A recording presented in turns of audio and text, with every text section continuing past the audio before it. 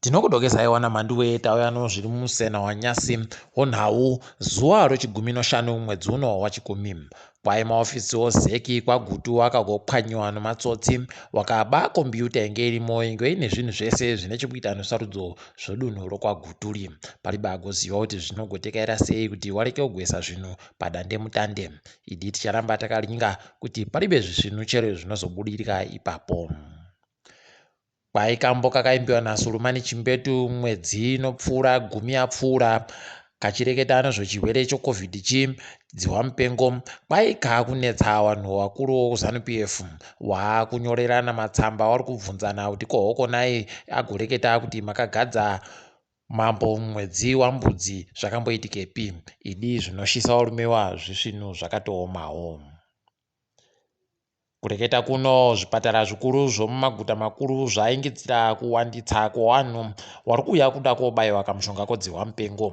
Apa zviri kuteerana nokusaika kwakamushongaka kuzvipatara zvidiki zvomumatunhu akasiyana-siyana. Idi dai waramba wachiita kuti zvipararire kuenda kumatunhu akasiyana kuti zvireke kugoramba zvakaita kuti vanhu vaite tacha-tacha kudaro.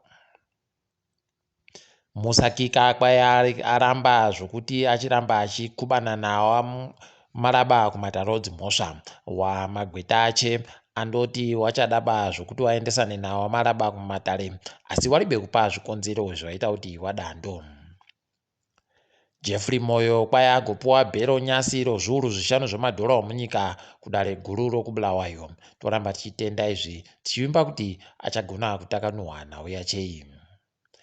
European Film Festival of Zimbabwe yatiyo yakuda wanoita tumafirimu tuduku kuti waunze tumafirimu hwavo.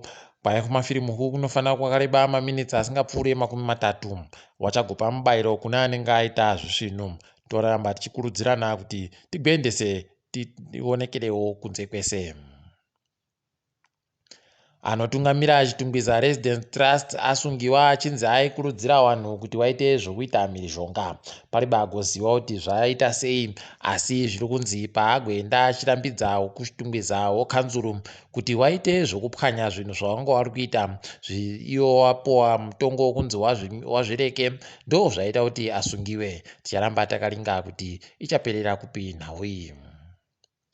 Guta roHarare nyasi raburitsa masoko anorwadza vazhinji okunge anotobenutsa vamwe pfungwa dzonguva yehondo yaSmith chaiyo. Ipapa kwaimbwa mabhasikoro zvakutofanira kubhadhara mitero inopfuura chiuru chibodzi chomadhora. Zvinotorwadza mabiya angu nokuti watoreketa kuti wada kugotenderera dzimba dzese ibodzi wachiringa kuti imbwa dziri kubhadhara chere mitero noyo mabhasikoro kuti ari kubhadhara chere mitero. Idi zvakatooma. Magoziziya chere kuti kwai kutomwa hako doro uri mumotika mako zvakutosungisa. Kureketa no kwai mitemo yakaisiwa yodzihwamupengo yegumbiri iri kutoita kuti zvisungise vanhu vazhinji. Tinangwarira mabiya angu tireke kubatiwa naivo vana mayayawa. NASA yareketa iyo kuti yakuingidzira mari inofanira kubisiwa novasenzi mukuitira kunhadzirira penjeni yavo.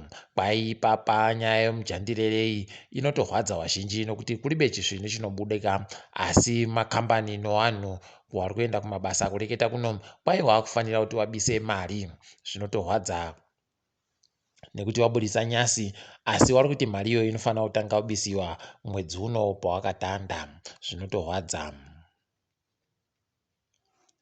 Kuno mumwe wekuNigeria anomabhizimusi ano mari yakarepa-repa apuwa mumwe mugodhi kunzvimbo iri nhasi kwobulawayo. Apuwa mugodhi achinzi nehurumende anozokwanisa kuwana zvikamu 80 kubva muzana. Iyo hurumende yechiboyawo 20 kubva muzana ozvinenge zvabudapo. Kambani yacho yapuwa mugodhi kwai inonzi bvarura apawo mugodhi wacho uri kuFort Rickson. Idi ticharamba takalinga kuti zvii zvanyatsoitika ipapa. Bhangi guru romunyika ragoburitsa iro makambani gumi nosere ari kuti ndo ari kuramba vachiita mutsepwede panyaya yokutekedza zvinhu zvinochekuita nemari yokunze. Ipapa kambani huru yaisiwa ipapo iNational Foods. Tichamirira kuti tigoringa kuti vanogowaita sei nokuitaku.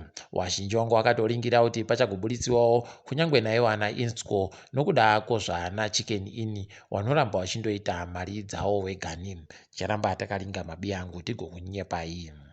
Zifa yabvunziwa nevamwe kuti kohokona iri bekuendawo kurufu David Yogi Mandigora. Nyahwa iyi yatorwadza vazhinji nokuti vozifa paribe kana mubodzi zvache kana anga aripo kana atumirawo soko hache kuti waende kovapurura vanhuva. Idi zvakatooma mabiyangu kwai achaikiwa mangwana. Tiringedzo pasi rese. South Africa yaenda yakwidza mabhaudhi omupfigwa vari kuigweisa kubva mangwane. Kwai vanhu vakuungana vanofanira kupfuura ba50 apawo vanhu vakufanira kunge vamumba mugumbiri kubva nguva dzogumi kusvika nguva dzo4 dzomakuseni. Zvinotorwadza asi ndo zvaapo mabiyangu. Mutungamiri weNamibia kwai agopuwa mubayiro wokuda kwache nyaya dzokutekeira achienda komaira zvinhu nokuringa zvinhu zvepasi rese. Tinoramba tichitenda izvi tichiti pamberi nazvo. KuRwanda pokare kwaisiwa umwe mupfigwa wanziwa kutanda nguva dzopfumbamwe dzomanhoko kuti vanhu vagare pamba. Paribe agoziva kuti zvichagoita sei asi tinoemba kuti zvichakasika chakuwa chirwere ichi.